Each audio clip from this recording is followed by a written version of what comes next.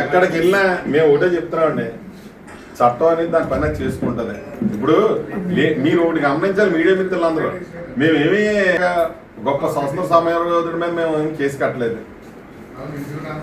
ఒక rowdy sheeter మీద case కట్టారు, అది సీతారామకృష్ణ ఎవరో మాకు తెలియదు. ఉదాహరణ మీరు ఇవాళ సెట్టుబడి అని మీరు చెప్తే తెలిసింది మనం. నిజంగా అంటే నేను ఎలా మాట్లాడకూడదు అంటే, నేను ఎప్పుడు కూడా మాకు అందరూ కూడా ఇక్కడ సెట్టుబడి అనేటప్పటికి ప్రతి దుక్కున కూడా మేము అందరూ కూడా సమావేశాలు కలుపుతాం. ఇప్పుడు అక్కడ ఉన్న వాళ్ళు కూడా కొంతమంది మేము కలిసి ఉన్నాం చాలా టైంలోనే. మనం వనభోజనం టైంలో కూడా మేము అందరూ కలిపి రౌండ్ టేబుల్ సమావేశాలు వేసాం, ఇలా సెట్టుబడి పేరు ఎదరెట్టాలని చెప్పి.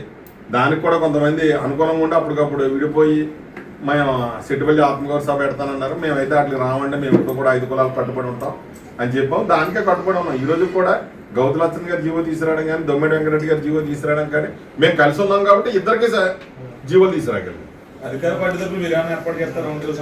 ఖచ్చితంగా చేస్తాం. దీనికి రేపు రాబోయే రోజుల్లో సెట్టుబడికి ఇక్కడికి ఖచ్చితంగా 3 ఎకరాలు మేము అడుగుతున్నాం. ఆ 3 ఎకరాల కోసం ఖచ్చితంగా పొలంలో సెట్టుబడి గౌడ అందరినీ కూడా కలిపి ఒక రౌండ్ టేబుల్ సమావేశం ఏర్పాటు చేస్తాం రాబోయే రోజుల్లో.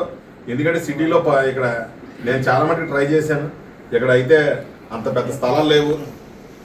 మామూలుగా మేము కూడా కంగారుగా ఆయనలాగా ఒక 600 ఎవరిదో స్థలాన్ని తీసుకెళ్ళి సెట్టుబడిని తీసుకెళ్ళి మేము అలా కొబ్బరిగా కుట్టించాం. ఖచ్చితంగా 2 ఎకరాలు సంపాదించి మేము సెట్టుబడిలకు గుర్తింపు వచ్చేలాగా ఒక కళ్యాణ మండపం నిర్మించాలని